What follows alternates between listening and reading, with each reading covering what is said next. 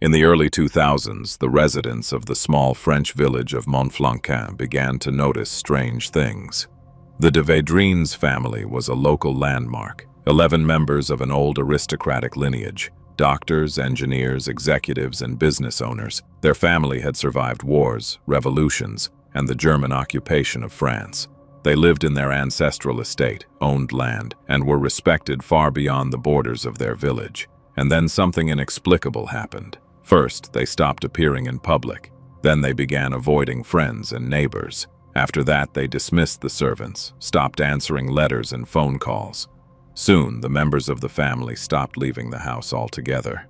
On January 4, 2002, a concerned neighbor decided to find out what was going on.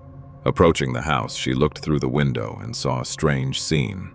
In a dark room, the members of the de Védrines family sat motionless. No one spoke, no one moved. The only source of light was a dimly flickering Christmas tree. Anyone who tried to enter the estate grounds was turned away. Even the postman could not get past the gate. With each passing month, the rumors multiplied. Some spoke of a family conflict, others of mental illness. Some were certain that the wealthy aristocrats had fallen victim to a cult. No one at the time could have imagined that this was only the beginning of a story that would end with the loss of millions of euros, the destruction of a family, and one of the most astonishing cases of psychological submission in modern French history. The de Védrines were a large family of wealthy, successful, and highly intelligent professionals of aristocratic origin, whose lives revolved around Bordeaux and their own château, Château Martel, in the village of Montflanquin in southern France. With its arcades and 14th-century medieval buildings, Montflanquin looks like a settlement that stepped out of the illustration of some fairy tale. It is no surprise, then, that it is known as the most beautiful and best-preserved medieval Bastide town in the entire country. And the Château, Martel, is one of the most important characters in this story. During the war, while her husband was at the front, the matriarch of the family, Guillemette, managed to defend the family home from the Germans. As is well known, during the occupation, the Germans simply seized homes from their residents. And the fact that Guillemette was living there only with her children makes this all the more impressive. According to legend, she succeeded as a member of La Résistance, the resistance movement that opposed the Nazi occupation of France through sabotage, espionage, and guerrilla warfare. Guillemette, like any good illusionist, never revealed her secrets, and with a sparkle in her eyes would say that she would take them with her. Guillemette and her late husband had 4 children. Their eldest daughter, Anne, died several years before these events. Philippe worked as an engineer at Shell. Ghislaine ran a prestigious secretarial college in Paris, and the youngest son, Charles-Henri, was an obstetrician. Christine de Védrines, who wrote a book about this story, and thanks to whom all the details of the case became known, became a member of this respected family by marrying Charles-Henri. The future spouses moved in the same circles, because Christine also came from a noble family. Her maiden name, Cornette de la Minière, had survived the guillotine and was well known in France. After their honeymoon, Christine continued working as an archivist, while Charles-Henri finished his training. Soon their first child was born. After the birth of their first child, Charles-Henri was not yet able to open his own practice. First, he had to complete his mandatory medical service, and for that, the couple moved to Tunisia with their child for 2 years. Afterward, they returned to Bordeaux, where Charles-Henri opened his own medical office, and 2 more children were born into the family. Christine's parents did not live to see their grandchildren grow up, but Charles-Henri's parents lived long enough to see the family expand. They all spent a great deal of time together in Bordeaux, a fact that did not delight Charles-Henri's brother and sister. As Protestants, they disliked the Catholic Christine. But their hostility toward her grew stronger when, before his death, their father left Charles-Henri the family château, Martel, and 50 hectares of fertile land. Instead of taking the reason for his decision to the grave, the patriarch explained that, of his 3 children, it was his youngest son who was best suited financially and psychologically to manage the estate. In addition, he had an intelligent wife, also an aristocrat, who successfully managed her own family's finances. For Ghislaine and Philippe, their father's decision was a heavy blow. Against this backdrop, one warm summer, the de Védrines clan discovered that they had a financial problem. 15 years earlier, they had sold one of the family's houses, but it turned out that the house had been built in violation of many construction standards. The buyer sued the sellers. Like many old families, the members of the Védrines family had a respected name, but that was their only currency. There were not many liquid assets. Usually, this was not a problem for the family's comfortable life, but because of the lawsuit, cash flow suddenly became an important issue. What they feared most was that, in order to solve the problem, they would have to sell the only thing that truly mattered: Martel, the old ancestral estate that the family considered the heart of its heritage. While they were thinking about where they could painlessly obtain a large sum of money, Ghislaine delighted her relatives by saying that they would not lose Martel, because she, Ghislaine, had a solution to their problem. Ghislaine had recently been running a secretarial college, an institution that, since the post-war period, had trained girls from good families in administrative professions, accounting and management. When the college building needed a thorough cleaning, an acquaintance advised Ghislaine to contact Thierry Tilly. However, after his work was finished, Ghislaine continued meeting with him. When she mentioned that the equipment at the institution needed replacing, it turned out that Thierry Tilly also had a computer company, and he agreed to supply the college with new computers and printers. Thierry was a short, thin, unremarkable man who, at first glance, did not make much of an impression. He said little about himself, was always dressed impeccably, and moved quickly, as though he had many appointments. He was a mystery, and Ghislaine asked the friend who had originally recommended him about him. The friend replied that the man owned several companies and knew very influential people. When Ghislaine asked the logical question of why such a person would help the college, the friend answered that Thierry saw its potential. Little by little, Thierry became Ghislaine's right hand. At first, her husband, Jean Marchand, suspected an affair between them and became jealous, but he soon realized that her fascination was intellectual and possibly far more dangerous. Over the 3 years of their acquaintance, Ghislaine came to believe that there was nothing Thierry could not do. And when financial problems and the possible loss of the estate appeared on the family's horizon, Ghislaine insisted that Thierry meet her relatives, because along with the ancestral château, they risked losing not just property, but part of their identity. For a family that had tied itself to Martel for generations, this seemed like a true catastrophe. Everyone was thinking only about that, and no one paid attention when the following phrase slipped from Ghislaine's lips: "If you take the first 9 steps, he will take the 10th. It was decided that Charles-Henri would meet Thierry. The men had lunch together in Paris, and by the time the cocktails were served, Charles-Henri already trusted Thierry Tilly completely. Thierry said just enough to convince his interlocutor that he knew about the family's problems and could help, not only with the matter of Martel. Thierry promised to earn the family much more money. Charles-Henri returned to Bordeaux armed with a ray of hope and with Thierry on his side. He decided to fight for Martel and the family legacy. Over the following weeks, he often traveled to Paris. Each time he returned, he told his wife that their investments were not yielding the proper returns, and that their financial advisor was a fool who knew nothing. At the same time, Ghislaine was proclaiming how much Thierry had helped her. She began to lift the veil of mystery surrounding the identity of their savior. Thierry Tilly was 35 years old. He was married to a former model, Jessica Diner, and was raising 2 daughters. He had worked in the UN intelligence department. He had even been connected to former members of La Résistance, which immediately won over the family matriarch, Guillemette. He spoke her language. Later, this language and worldview would be described by Ghislaine's husband as the besieged fortress syndrome. It had long since become part of the family's vocabulary. It is very easy to learn. The main thing to remember is this: there is the elite, and there are the common people. And the common people hate the elite precisely because they can never become part of it. Soon, most of the family's funds were transferred into a company owned by Thierry Tilly. The members of the Védrines family were convinced that Thierry would manage their money for them, rid them of all their troubles, and bring them even greater profits. And no one wondered why a former spy who knew everyone and everything would want to help rich people like them, because in the circles in which the family moved, there was nothing unbelievable about meeting someone over lunch who would be ready to solve all their problems for them. Thierry Tilly promised the family an incredible 10% monthly return on investment. That was a lot and should have alarmed them. But the most astonishing thing is that, at first, They really did receive profits. Where Thierry got the money from is not known for certain. Most likely, however, he was stealing it from Ghislaine's college. The following summer, Thierry Tilly visited Martel in person for the first time, arriving with his wife. The couple had come for checks and documentation concerning all the de Védrines family money that was under Thierry's control. During this visit, Thierry Tilly demonstrated his favorite tactic for communicating with people: one-on-one. This gave him the opportunity to ingratiate himself with each person individually. And finding the right approach turned out not to be so difficult. Flattery works wonders.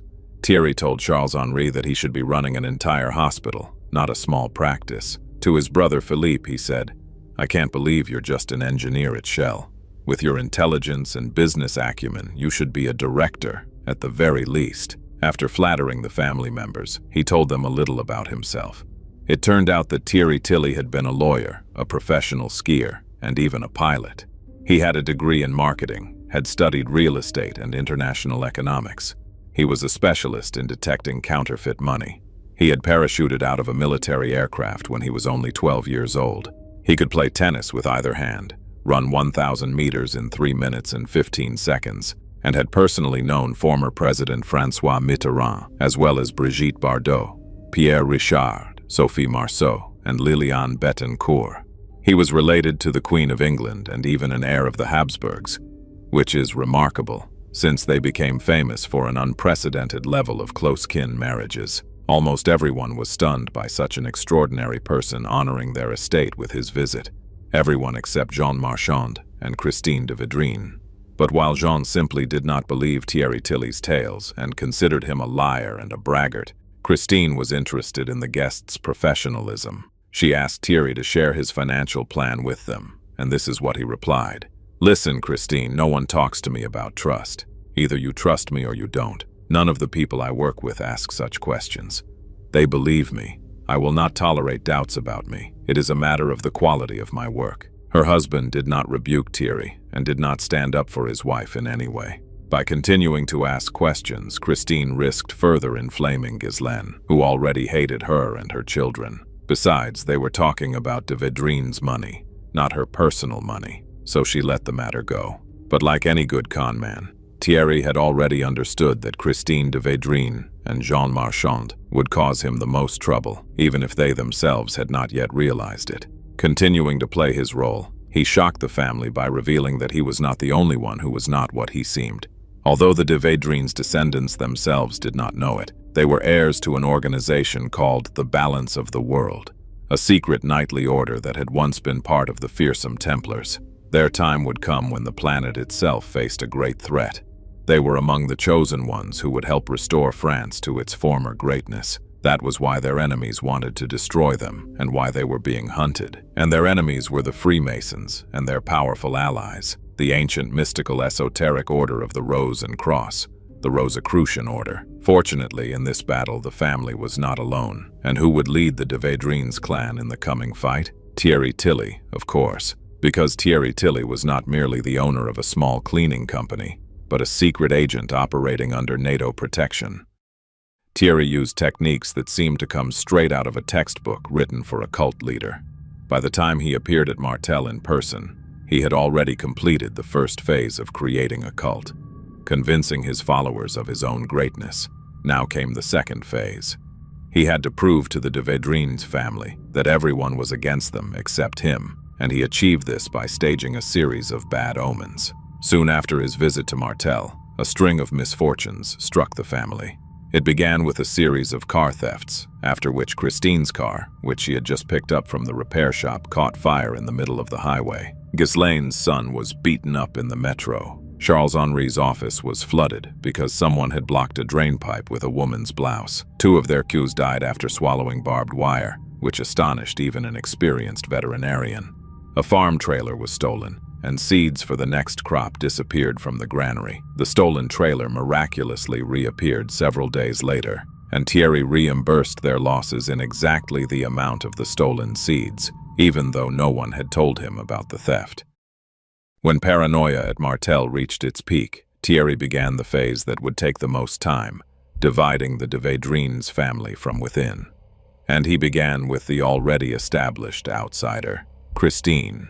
Especially since Ghislaine had done most of the work for him, he convinced the woman's husband, a doctor, that his wife was depressed. At his suggestion, the family put Christine on a very strong tranquilizer, Tranxene. It is a genuinely powerful medication, and the poor woman paid a high price for it. The side effects include trembling, slurred speech, and problems with coordination. Taking these into account, Christine's words became even less credible. While Christine was gradually being turned into an outcast within her own family, changes were taking place in the others as well. Thierry no longer needed to convince the Védrines that enemies existed. They were now looking for evidence of the conspiracy everywhere themselves. The shutters at Martel stayed closed more and more often. Guillemette almost stopped leaving the house. When she began developing cataracts, Thierry convinced her that her vision problems were caused by lasers that their enemies were shining through the window. Meanwhile, Ghislaine's secretarial college was rapidly declining. The heating did not work for months. The building needed repairs, and employees complained about delayed salaries. But every question was explained in the same way. It was the work of the Freemasons. Paranoia was gradually becoming the family's new reality. The changes were especially clear to Ghislaine's husband, Jean Marchand. He watched as his wife lost weight, became suspicious, and spent more and more time under Thierry's influence. Soon, Thierry convinced Ghislaine that her husband was betraying her. In the autumn of 2001, Ghislaine burst into Martel in the middle of the day wearing a cocktail dress. In her hands, she held a gardening glove and a small bouquet of flowers, which she threw at her husband, saying that she knew about his 40 mistresses. Jean tried to persuade his wife to talk calmly, but he failed. Ghislaine's brothers allowed him to collect his things and then threw him out of the house. A little later, he learned what had happened. Thierry Tilly had long been turning Ghislaine against her husband, telling her that his people were watching him. Jean Marchand had supposedly joined her enemies, the Freemasons, and wanted to flee to the United States with the daughter of a high-ranking official. He had supposedly been cheating on his wife for a long time. There were photos, Thierry said, which he would show her if she wanted. Ghislaine did not want to see them. She should have. When Ghislaine found a glove and a bouquet that someone had accidentally left behind, Thierry declared that they were messages from the enemies her husband had joined. The bouquet meant that Ghislaine was in mortal danger, and the glove meant that the killers would cut off her hand. And so Jean was expelled from the family. The joint accounts he shared with his wife were emptied, and a divorce soon followed. From the outside, what was happening looked so strange that newspapers began writing about the family. Neighbors told journalists that 11 members of a respected aristocratic family almost never left the house and avoided all contact. Some suspected fraud, others suspected a cult. The family demanded that the media respect their privacy, and for a while they were left alone, but not forever. Because if there is anyone you cannot simply ask to respect your privacy, it is the tax authorities. When Martel's harvest was seized by the police for the first time in history, the entire town was gossiping about it. And in 2003, all valuables were removed from the estate. Jean Marchand, by then Ghislaine's ex-husband, was meanwhile trying to do something. He contacted psychiatrists and lawyers, but all of Thierry Tilly's victims were adults. And in order to report coercion, a statement from a relative or a victim was required. Obviously, after the divorce, Jean was no longer a relative. By this point, the money had run out. The Védrines had once owned land and houses. Now they slept on mattresses on the floor and could not always afford a proper meal. Some began losing their hair and their teeth started deteriorating. But even then, no one blamed Thierry. On the contrary, the family was convinced that he was the one keeping them from an even greater catastrophe. At the same time, Thierry was not even living with them. He had long since moved to Britain. But he maintained enormous control over the 11 members of the family. In a manner of speaking, he was working as a cult leader remotely and issuing instructions, each more absurd than the last. For example, he strictly forbade the Védrines clan from using watches or clocks. He himself was busy spending his victims' money. Among other things, he bought a house in the Alps to rent out to tourists. Time passed, and August 2005 came, when all the family's children, except Christine's eldest son, arrived home without warning. All this time, Christine had been assured that her children were studying at various prestigious institutions in different countries. In reality, there had been no studies at all. Thierry had locked them all in a cramped little apartment in Oxford and forced them to work low-paid jobs, taking all their earnings. The poor things went to supermarkets for food at the end of the day, hoping for discounts. Christine's youngest son, Amaury, suffered an even worse fate. Thierry placed him in the empty office of someone else's company and forbade him to make any noise. For 9 months, the young man lived in almost solitary confinement, until the real owners of the premises accidentally discovered him. Amaury moved in with his sister and cousins, who made him sleep in the hallway. But since none of them could pay the rent, they were all evicted, and they had no choice but to return to France. Christine was happy that the children had come, but her joy did not last long, because that same month, she and her husband themselves had to leave for Britain. Thierry Tilly was waiting for them in Oxford. He wanted to see Christine. This was strange, because Thierry had never shown any interest in Christine at all. Could this be that famous 10th step? Could the end of their suffering finally be near? Believing in the best, she and her husband arrived in Oxford. Thierry placed them in a small house opposite his own. The house was not furnished, and the kitchen was not fit for use, but the couple lived there for 2 weeks before Thierry stunned Christine with the news that she was chosen. Thierry invited Christine to take a walk in his garden, where he began talking about untold riches to which Christine supposedly held the key. According to him, there were several very old families in France who were guardians of a treasure that had been passed down to them by kings for centuries. These funds were needed to help poor people and to guarantee balance in the world. These few families passed the secret from generation to generation. Thierry told Christine, "Your parents' family possesses enormous hidden wealth. You must know about this. You must have been given the place and the method for obtaining the treasure." Christine was stunned and answered him directly that he was talking nonsense, but Thierry stood his ground. She alone had the key to the fortune that ensured the balance of the world. She simply did not know it, because she had been so traumatized by the weight of the knowledge she had received that her brain had erased the code for transferring the funds. But that was all right, because Tilly would help her remember. He and his boss, a mysterious man named Jacques Gonzalez, they would succeed because Jacques had done this many times before. When they returned to Thierry's house, Charles-Henri confirmed the con man's words. He said he had seen documents proving that Thierry was right. The future of the world depended on his wife's memory. Charles-Henri was convinced that his family's enemies knew about the secret, and they would remove anyone who stood in their way. In particular, their eldest son, Guillaume, because he was the heir to this secret, and therefore in the greatest danger. In reality, Thierry Tilly had simply fitted Christine's maiden name, Cornet de Laminière, into his legend. He claimed that Laminière was connected to metalworking and supposedly hinted at an ancient transfer of treasure within the family line. It was yet another manipulation by the con man, designed to convince Christine that she was the one who held the key to the family's secret fortune.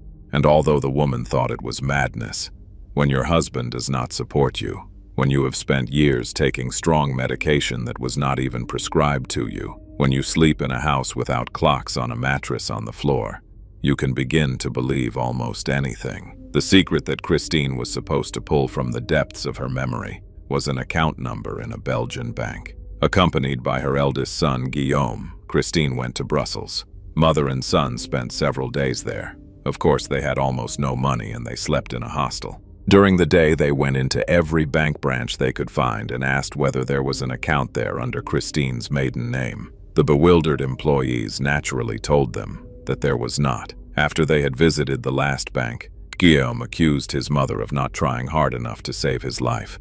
They returned to Oxford, empty-handed. Christine was in despair. The fragile world lay on her shoulders. Her son's life depended on her, but she simply could not do what was being asked of her. Her inner reserves were at their limit, and she began to think that the only way to end it all was to leave this life in one decisive act. Perhaps having somehow read Christine's dark thoughts, Thierry Tilly changed tactics. He began working to restore the woman's memory. He locked her in an unheated bedroom, took away her documents, her wedding ring and her necklace, explaining that they contained tracking devices. In reality, he did this for the same reason he had placed them in a house without basic comforts. Things like clocks, a ring, or heating are not noticed when they are there. But when they are gone, they gnaw at you from within. Day after day, Christine had to remember and write down every detail from her childhood, and then study it carefully for hidden clues. The captive, of course, found no clue. But Thierry had no intention of releasing the perfect scapegoat he had created. Days turned into weeks, and when Christine's sense of reality began to blur, Thierry moved on to threats. He shouted that Christine would not see her children, that he would fire a gun next to her ear, that he would leave her in the hands of Senegalese soldiers, implying that for some reason they would not be able to resist the opportunity to assault her. Once, he struck her hard on the back. Finally, Thierry declared that if Christine did not remember the Belgian account number herself, then his boss, the faceless Jacques Gonzalez, and his team from the Blue Light Foundation would help her in an underground chamber beneath Paris. Under the streets, among the catacombs of the capital, Christine would be physically interrogated, and when Jacques Gonzalez was done with her, he would throw her out onto the street to die. Christine's agonizing confinement in the unheated bedroom lasted 4 months, and that was only the beginning. Because after 4 months, Thierry came for her and led her upstairs, where her husband Charles-Henri, his brother Philippe, and his sister Ghislaine were already waiting. There, the con man shocked the woman by telling her that not only did she hold the key to the wealth of her own ancient family, but she also knew the secret to accessing the de Védrines family fortune. Where had she obtained this information? While her husband was completing his mandatory medical service in Tunisia, Christine had seduced her father-in-law, the family patriarch, and extracted the information from him. Incredibly, Charles-Henri believed him, despite the fact that he had gone to Tunisia together with his wife and their newborn son. After a heavy silence fell, Thierry said to his captive, "Christine, you are not worthy of looking your family in the face," and he turned her chair away from everyone present. Christine remained on that chair for days, brutally interrogated by the family she had so desperately tried to protect. The irony was that Christine, an archivist by profession and perhaps the most skeptical person in the family, ultimately became Thierry Tilly's main victim. The captive was strictly forbidden to sleep. Thierry explained to Charles-Henri that because Christine had been hypnotized many years earlier, if she fell asleep at this crucial moment of psychological stress, she would wake up insane. And Charles-Henri, a doctor, believed him. He painfully pinched his wife's earlobes to keep her awake, and Ghislaine generously slapped her brother's hated wife across the face. The captive was not allowed to go to the bathroom, and she sat on that chair for days in her own urine. Like any person under such intense, unrelenting pressure, Christine simply began naming random numbers. Thierry Tilly would run off to check whether they matched any real account. Of course, they never did, and each time he returned, even angrier. But here is the most horrifying thing. Christine clearly remembers glancing up toward the staircase and seeing all 3 of her children watching her, without even trying to come to her aid. But why was Thierry torturing Christine? After all, he knew perfectly well that the key to untold riches was a fantasy, one he himself had invented. Christine could not have remembered in an entire lifetime something she had never known. So what was the point? It was part of his grand plan. After 9 days of abuse, Thierry announced that there was no point in continuing. They would simply have to sell Martel in order to keep paying his team for protecting the de Védrines clan from the Freemasons. And all of it was Christine's fault alone. Despite years of pressure, this was the first time the family refused to follow Thierry's order.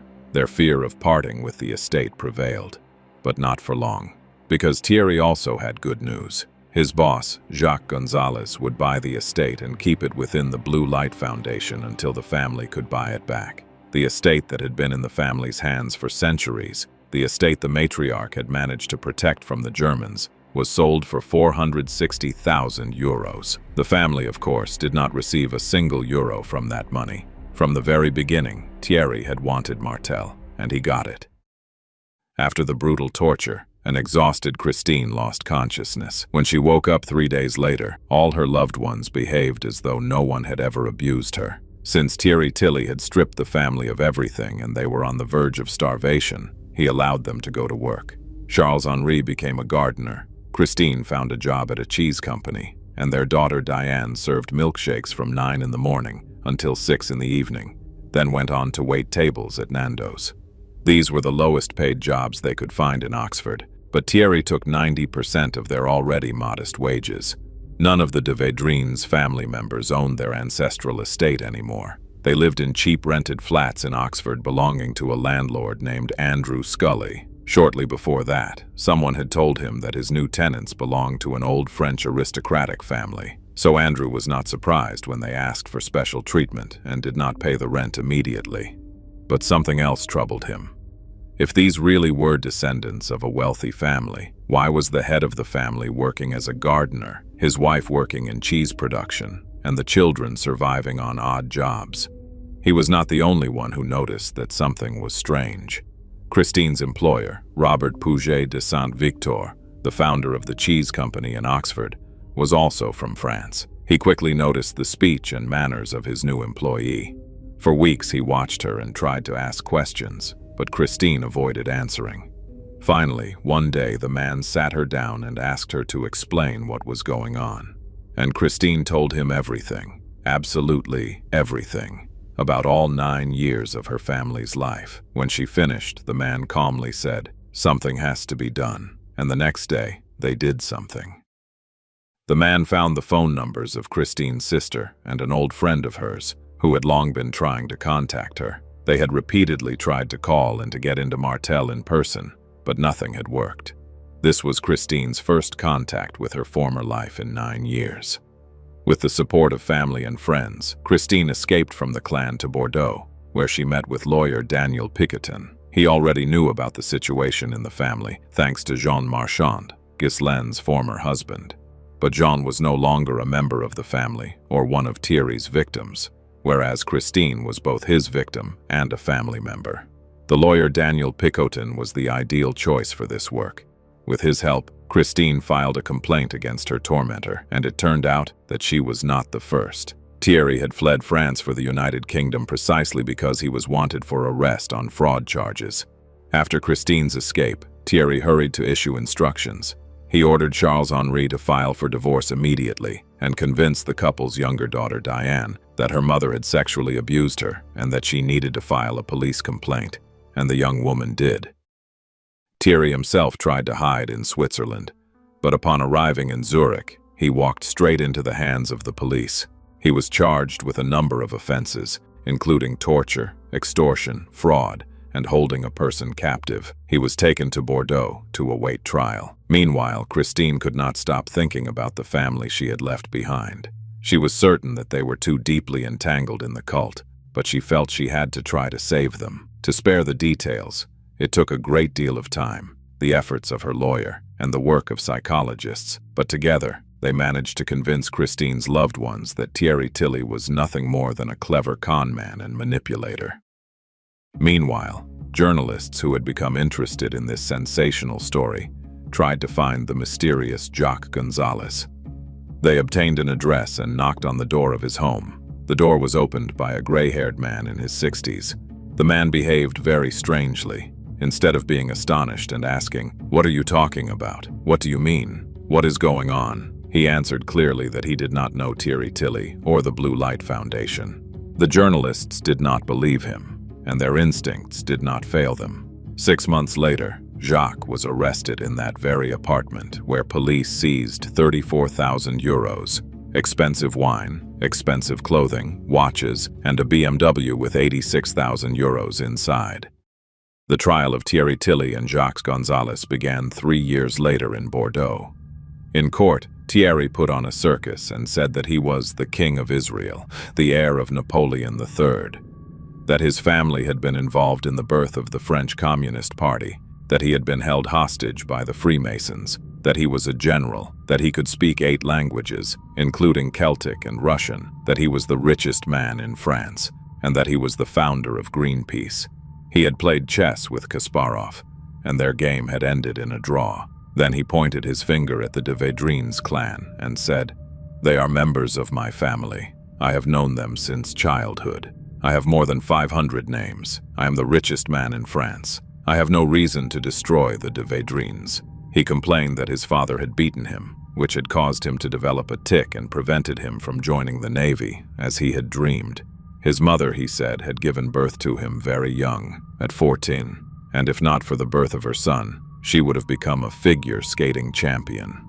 However, when Thierry Tilly's father took the witness stand, he refuted every word his son had said. His mother had never even gone near skates, and no one had beaten him. And if his father had been stricter with his son, perhaps none of this would ever have happened. In reality, Thierry had been a sickly, quiet child with an excellent memory.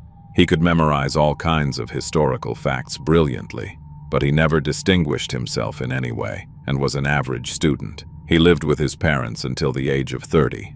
Thierry tried to claim that the victims had given him their millions voluntarily, and that he was the one who had lost money while trying to help a bunch of greedy provincial aristocrats. Proving otherwise would have been difficult, but the police intercepted a phone call between Jacques Gonzalez and Thierry Tilly.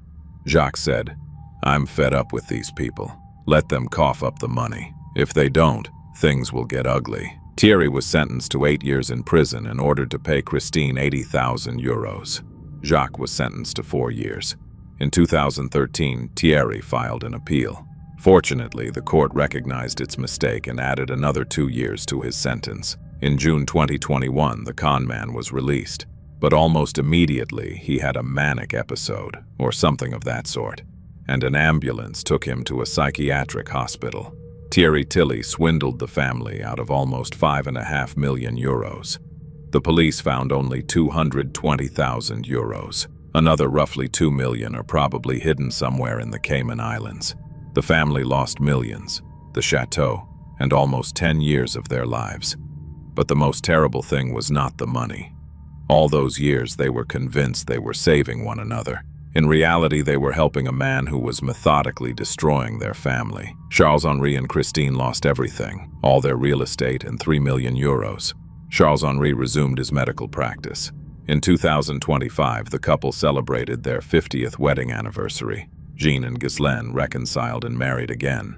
Philippe gave Thierry Tilly €500,000 over 6 years, but kept his house because his ex-wife would not allow it to be sold. All the Védrines children completed their education and have successful careers. The family matriarch, Guillemette, died at the age of 98. The family tried, but failed, to get Martel back, because the transaction had been carried out entirely legally. In the end, all they had left was their name.